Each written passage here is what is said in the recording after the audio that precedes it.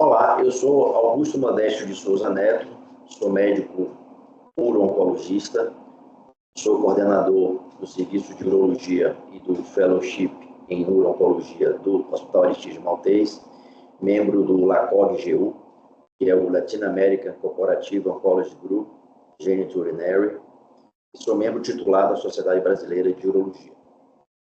Hoje nós vamos falar um pouquinho sobre a atualização no diagnóstico e tratamento do câncer de próstata. O câncer de próstata é o tumor maligno, o segundo tumor maligno mais frequente no sexo masculino, só perdendo apenas do câncer de pele não melanoma. Aproximadamente 70 mil casos novos por ano, de acordo com o Instituto Nacional do Câncer. Como eu falei, é o segundo tumor mais comum nos homens, e é a segunda causa de morte por câncer no Brasil. Observe os gráficos abaixo sobre a incidência no sexo masculino, e o segundo gráfico sobre a mortalidade, é o segundo em mortalidade. Lembrando que na figura, a próstata ela é um órgão que assemelha-se a uma noz, mede em torno, ou pesa em torno de 20 a 30 gramas, e ela se encontra no destaque entre a bexiga e a uretra. Ela é essa região amarelada, onde a uretra masculina passa no meio da próstata, como vocês estão vendo, em destaque aqui no canto direito da tela, vocês têm em cima a bexiga, a uretra passando no meio da próstata, e a próstata é essa estrutura amarelada, e geralmente ela tem também os ductos ejaculatórios e as vesículas seminais. Aqui está representado um nódulo, que eles chamam, está representado como tumor, essa região mais esbranquiçada. Em relação a fatores de risco, os principais fatores de risco do câncer de próstata são o histórico familiar genético. A gente sabe hoje que existem mutações genéticas, principalmente nos genes BRCA1 e BRCA2, Então, esses genes mutados, eles predispõem ao aparecimento do câncer em qualquer idade. A idade do homem, quanto mais velho, mais a chance de ter o câncer de próstata. E a raça. A gente sabe que na raça negra existe uma frequência maior da incidência do câncer da próstata. A hiperplasia prostática benigna, que a gente chama de edema ou inchaço da próstata, não existe, não é fator de risco para o câncer de próstata. Ele é uma outra entidade que às vezes confunde com o câncer de próstata. Você pode ter só hiperplasia e não ter o câncer, ou você pode ter o câncer e não ter hiperplasia, ou o homem pode ter as duas coisas associadas. Em relação ao quadro clínico, a gente precisa ressaltar bem que o câncer de próstata, assim como a maioria dos cânceres, nas fases iniciais, ele é assintomático, ele é uma doença silenciosa, e que ele se classifica em doença incidental ou localizada, é aquele câncer que está dentro da próstata, dentro do órgão, e geralmente, como eu falei, ele é assintomático. Você tem a doença localmente avançada, é aquela doença que ela infiltra a cápsula da próstata, que é a membrana mais externa da próstata, e começa a expandir para estruturas adjacentes, no caso bexiga, reto, as paredes laterais, uretra. Então já é uma doença localmente avançada, já apresentando aí alguns sintomas. Então ela já é uma doença oligossintomática, e a doença avançada ou metastática, que felizmente é representada geralmente a doença metastática ou avançada em 5 a 10% dos casos, Como nessa foto vocês têm aí representado uma cintilografia óssea, com esse comprometimento escuro, enegrecido, já são as metástases ósseas. Lembrando que o órgão mais frequente de metástase no câncer de próstata é o osso, principalmente os ossos da coluna lombar, sacro e bacia, tá bom? E nessa fase, claro, você já apresenta sintomas, Você já está numa fase avançada, então os sintomas começam a aparecer, que são jato fraco, esforço miccional, hematúria, que é o sangramento na urina, retenção urinária, levando às vezes à insuficiência renal por obstrução do tumor na saída da urina a nível uretral, né? Dor óssea, paraplegia, né? Devido às metástases ósseas ali que invadem a coluna e a medula, né? Causando a paraplegia, perda de peso, né? E óbito, certo? Então, a importância do rastreamento. Vale aqui ressaltar que a ideia é a gente fazer o quê? É trabalhar com a medicina preventiva e não curativa, tá? Então, a gente precisa alertar, né, os médicos que estão na linha de frente exatamente a importância desse rastreamento. É fazer a dosagem do PSA no tempo certo, fazer o toque retal no tempo certo e saber encaminhar o paciente corretamente, né, para o especialista também no tempo certo.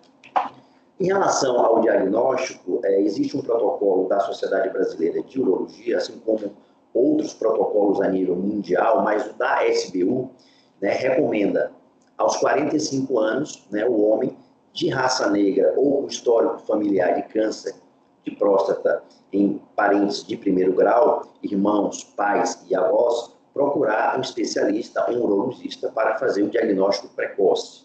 Como eu falei, a gente fala sempre em rastreamento. O objetivo maior é fazer a detecção precoce. Com isso, a gente tem aí um índice de cura muito alto, entre 95% e 100%. Para aqueles homens que não têm esses pré-requisitos, a sociedade preconiza um rastreamento a partir dos 50 anos. Agora, é claro que o homem que tiver dúvidas ou tiver interesse, né, ou tiver algum questionamento, pode procurar o médico urologista a qualquer tempo. Ainda no rastreamento, né, 2 exames são importantes. A dosagem do PSA total e PSA livre. O PSA é uma enzima produzida pela próstata que pode aumentar não só no câncer de próstata, mas em algum trauma, né, inflamações, infecções da próstata, ele pode também aumentar. Quem tem que fazer esse diagnóstico diferencial é o médico urologista. E no exame físico, a importância do toque retal, que é um exame que dura 5 a 6 segundos, é um exame simples, indolor, que pode ser feito no consultório. Em relação ao PSA, como eu falei, é uma proteína produzida pela próstata. A função é liquefazer o sêmen, né? Marcador órgão específico e não doença específica, né? Ou seja, ele, quando está aumentado, significa que tem algum problema na próstata, mas não é doença específica, ou seja, ele não só aumenta no câncer, ele pode aumentar em situações benignas como prostatites agudas, infecções de urina, etc., traumas, né? Existem as isoformas total e livre, existe a velocidade de crescimento, que geralmente é 0,75 de aumento ao ano, certo? Em relação ao toque retal, como eu falei, é um exame rápido e indolor, fornece informações importantes ao urologista. A gente, quando faz o toque, a gente busca nódulos, aonde estão localizados, qual a quantidade desses nódulos, a consistência desses nódulos, busca irregularidades na próstata, qual o tamanho dessa próstata, como eu falei inicialmente, o valor normal é de 20 a 30 gramas, se essa próstata ela é móvel ou ela é fixa, né? Se tem dor no toque, então tudo isso é avaliado em 5 segundos, 6 segundos pelo especialista. Aí está demonstrado uma figura, por que a gente faz o toque via reto, né? Porque a gente aí, no caso, o urologista introduzindo o dedo, né, indicador, né, com luva e vaselina pelo reto, e você tem aí, você consegue tocar a próstata em sua plenitude, a superfície, né, a superfície prostática em sua plenitude, desde a base, que é lá em cima, próximo da bexiga, até o ápice, que é mais próximo do reto. Então, esse aí é a demonstração do exame do toque retal.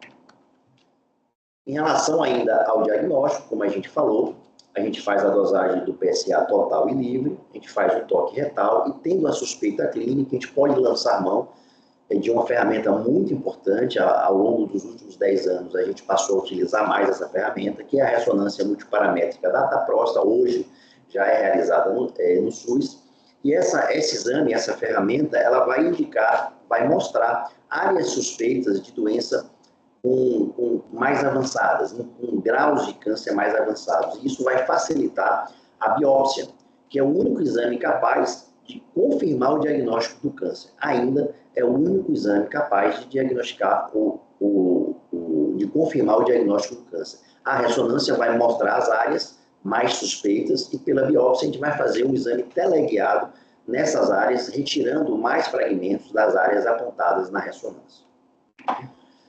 Em relação ainda à biópsia, como a gente já falou, é um exame guiado por ultrassom, ele pode ser por via transretal ou transperineal, que é um acesso mais novo, que está chegando na Bahia, já existem alguns centros que fazem, ainda pelo SUS esse acesso é restrito. Você usa uma agulha de 18 gauge, retirada de 12 ou mais fragmentos da próstata, que são enviados para a anatomia patológica, que é de fundamental importância.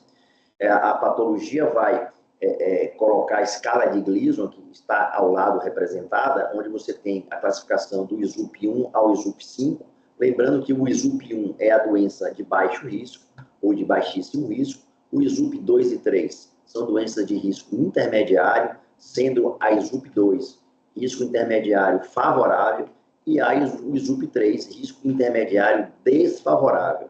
Nós temos aí representado o ISUP 4 e 5, que são as doenças prostáticas ou câncer de próstata de alto risco. Tá? O exame que confirma o diagnóstico é a biópsia da próstata, como a gente falou, informa, como eu disse, qual o tipo histológico e classifica o paciente em grupos de risco, né, do 1 ao 5, como foi falado anteriormente. A biópsia é feita dessa maneira, como está representado na figura, a gente introduz um probe via reto, essa é uma biópsia transretal, que ainda é a mais realizada a nível mundial. Você introduz um probe a nível retal, transretal, esse probe tem uma agulha e tem um guia, e em destaque, né, numa imagem ampliada, reparem que tem demonstrado a saída da agulha de biópsia, essa agulha entra na próstata e vai retirando os fragmentos necessários, que podem ser de 12 ou mais. Novamente, a representação do probe, onde você mede a próstata, vê a consistência, vê a presença de alguma lesão prostática, e você, então, avança a agulha para fazer a retirada dos fragmentos da próstata. Novas ferramentas, né, que a gente tem usado, não tanto, né, no SUS, mas a gente já tem solicitado. Eu acredito que em questão de tempo a gente vai bater também essas ferramentas. É o PET de PSMA, que hoje é feito ainda em âmbito privado, os testes genéticos, aconselhamento genético, marcadores moleculares e marcadores genéticos, que também ainda são caros para a gente fazer no dia a dia. Em relação à ressonância multiparamétrica da próstata, é aquela ferramenta que eu mostrei anteriormente, que nos ajuda na biópsia. É um exame de imagem não invasivo, indica lesão suspeita clinicamente significativa. Ela pode ser feita cognitivamente, olhando a ressonância, ou através da fusão de imagens, ou um software específico, onde você instala e você consegue jogar a imagem do ultrassom para a ressonância. Avalia acometimento extraprostático, e aí você consegue planejar ou descrever a sua estratégia cirúrgica para o tratamento. Ao lado está o desenho mostrado como é a ressonância, e em cima tem a classificação do PIRADS. E nós já estamos aí na versão 2.1. Em relação ao tratamento, né, existe uma terapia que, na verdade, não é uma terapia, é uma estratégia de acompanhamento, que é a vigilância ativa. A vigilância ativa é muito interessante. Há uns 20 anos atrás, começou-se a diagnosticar muito através de exames de PSA e biópsias que eram feitas, e começou-se a tratar muito os pacientes jovens, e isso começou a dar muitas complicações. A gente sabe que existem complicações inerentes ao tratamento do câncer de próstata, que é impotência sexual, incontinência urinária, estenose da uretra, enfim. Então, qual é a ideia da estratégia de vigilância? Aquele paciente identificado como câncer de baixo volume, câncer localizado, de baixo ou baixíssimo risco, esse paciente, tendo os critérios para o protocolo da vigilância, ele apenas é acompanhado, né? Entra naquele protocolo e ele pode fazer um acompanhamento com PSA e toque, biópsias e ressonância anuais, e o médico especialista ele vai monitorando, né, como vai progredir ou não a doença dele. Uma vez progredindo, ele então é convidado a sair desse protocolo e então instituído o tratamento, que para a doença localizada é feito a cirurgia ou a radioterapia, que a gente vai falar mais adiante. Então, lembrando, a vigilância ativa não é um tratamento, né? É um monitoramento do câncer de baixíssimo e de baixo risco. Critérios são bem estabelecidos para entrar no protocolo e também critérios, já existem critérios muito bem estabelecidos de saída do paciente deste protocolo. Evita a toxicidade do tratamento. A gente sabe que o paciente com câncer de próstata, os maiores temores é o paciente operar ou tratar e ficar impotente, ficar incontinente, ficar com estenose de uretra, tendo que usar sonda, fazer múltiplas cirurgias, etc. Então, se você não trata ele no momento do diagnóstico, ele entra no protocolo com os critérios para fazer a vigilância, você evita uma possível toxicidade, né? Aquele paciente fica aí 2, 3, 5, tem um paciente com 5, 6 anos monitorando o câncer e o câncer estável. A partir do momento que aquele câncer progride, você tira do protocolo e trata, né? Sem perder a janela de cura. É claro que os pacientes, os homens sul-americanos, são mais ansiosos, né? Então, muitas vezes, ele não consegue conviver com a possibilidade de ter um câncer e não está sendo tratado. Para esses pacientes com esses perfis psicológicos, a gente não indica a vigilância. Ele não tem critério, né, psicológico para entrar no protocolo. Então, ele é prontamente tratado ou por cirurgia ou por radioterapia. Mas tudo isso tem que ser apresentado ao doente, né, e tem que ser discutido com o doente e com a família. Exames e consultas periódicas fazem parte desse protocolo de vigilância ativa, e a ressonância multiparamétrica da próstata e rebiópsias também fazem parte desse protocolo. Em relação ao tratamento cirúrgico, ou seja, naquele paciente que não tem critérios ou não quer entrar no protocolo de vigilância e já quer ser tratado, né, nós temos o tratamento cirúrgico, que é uma cirurgia oncológica de alta complexidade, onde você faz a retirada completa da próstata, das vesículas seminais, dos linfonodos pélvicos e ilíacos, né? Indicada em doença localizada e, às vezes, localmente avançada, isso quem vai dizer é o urologista, né? E deve ser avaliado cada caso individualmente, pesando o risco-benefício, as comorbidades e a expectativa de vida. Volto a lembrar que cada paciente é um paciente e deve ter o seu caso individualizado. Em relação à cirurgia aberta, que é um acesso do tratamento cirúrgico, a gente pode ter hoje o tratamento convencional ou a cirurgia aberta, que ainda é a mais realizada a nível mundial, a cirurgia laparoscópica e a cirurgia robótica, que é a mais nova, que embarca uma tecnologia melhor, né, e você tem índices de complicações índices de complicações menores, né, estadia em hospital menor índice de transfusão sanguínea, etc. A cirurgia aberta, aqui representada, vejam aí o coto da uretra, com os pontos passados e a bexiga, né? E a gente vai, então, a sonda no meio, passada, a gente vai, então, aproximar esses dois cotos para fazer uma neo-uretra, ou uma uretra nova, após a retirada da próstata, certo? Então, essa incisão é uma incisão vertical extraperitoneal abaixo do umbigo, tem a vantagem de tempo cirúrgico rápido, menor curva de aprendizado e baixo custo. E a desvantagem, você pode ter maiores cortes, maiores incisões, né? Mas ser mais invasiva, ter maiores taxas de sangramento e transfusão. Os resultados são semelhantes às técnicas minimamente invasivas quando realizadas em centros oncológicos de referência e de alto volume, né? Os resultados são semelhantes quando a gente compara centros de referência e de alto volume. Uma coisa é o cirurgião operar 150, 200 próstatas por ano. Outra coisa é o cirurgião operar 10, 15 próstatas por ano. É óbvio que o resultado não é o mesmo.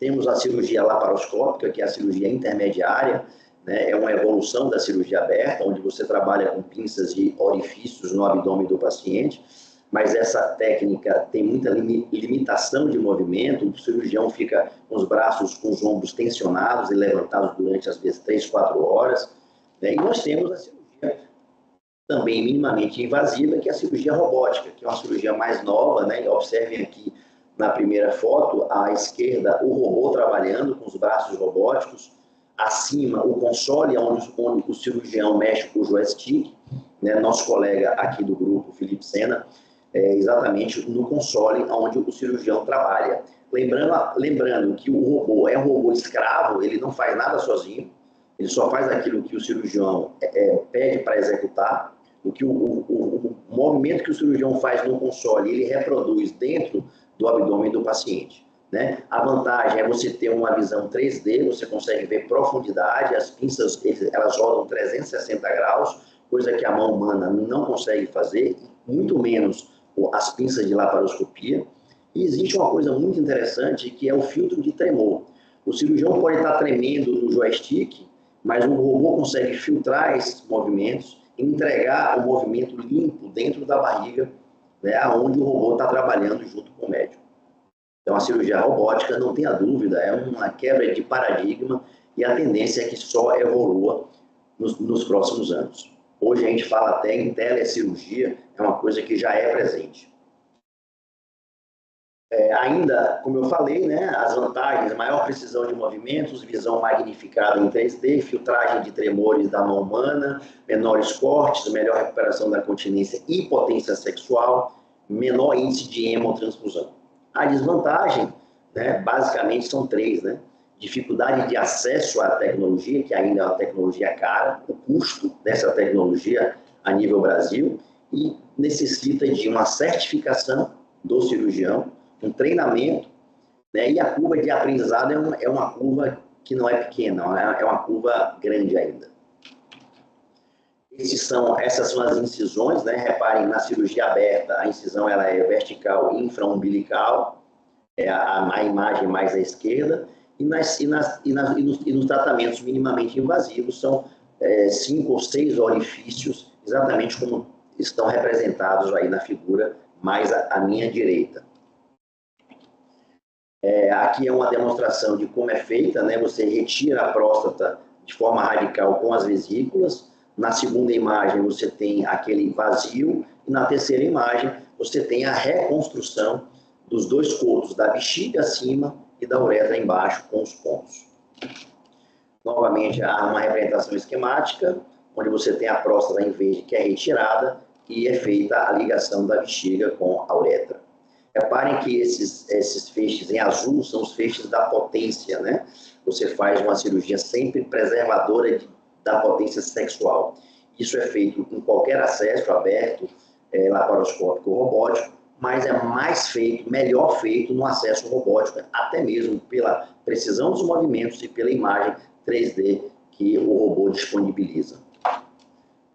Pós-operatório, a gente deixa uma sonda de 7 a 14 dias, repouso, ferida operatória, ferida normal, a deambulação precoce é importante, uma fisioterapia pélvica para você, né, fazer a recuperação da continência, medicações para o retorno da ereção, você já usa logo após a cirurgia. As complicações, como a gente falou, a disfunção erétil, incontinência urinária, estenose de uretra, linfocele, complicações vasculares urinárias e intestinais, trombose e óbito, que, graças a Deus, é um índice bem pequeno, né? Radioterapia é um outro tipo de tratamento, onde você usa uma técnica que utiliza radiações ionizantes para destruir ou inibir o crescimento das células cancerígenas que formam o tumor. Pode ser associado ou não ao bloqueio hormonal, geralmente são 35 a 40 sessões. Complicações: cistite, retite actínica, incontinência urinária, disfunção, linfedema, disúria e estenose uretral. O bloqueio hormonal, na maioria das vezes, é utilizado em pacientes com doença avançada ou metastática. Você tem uma redução de testosterona menos de 50 miligramas por decilitro, então o paciente fica castrado quimicamente, né? Então, esse bloqueio, como eu falei, se for por drogas, é um bloqueio químico. Existem os agonistas e os antagonistas. Se for cirúrgico, é a orquiectomia bilateral.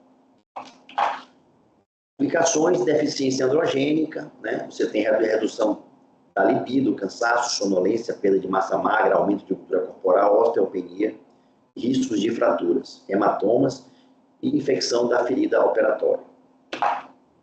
Após o segmento, né, após o tratamento, a necessidade de manter um acompanhamento, dosagens periódicas de PSA, né, que é feito no primeiro ano de forma trimestral, do segundo ao quinto ano semestral, a partir do quinto ano anual, depois de 10 anos bianual. A recidiva bioquímica é quando o tumor volta, você pode fazer uma radioterapia de resgate, uma cirurgia de resgate, importância do diagnóstico precoce para a gente evitar essa recidiva, né, e você pode lançar mão aqui na recidiva de fazer o PET de PSMA, para a gente poder fazer uma varredura no paciente. Esse é o PET, né? É uma tomografia por emissão de depósitos, né?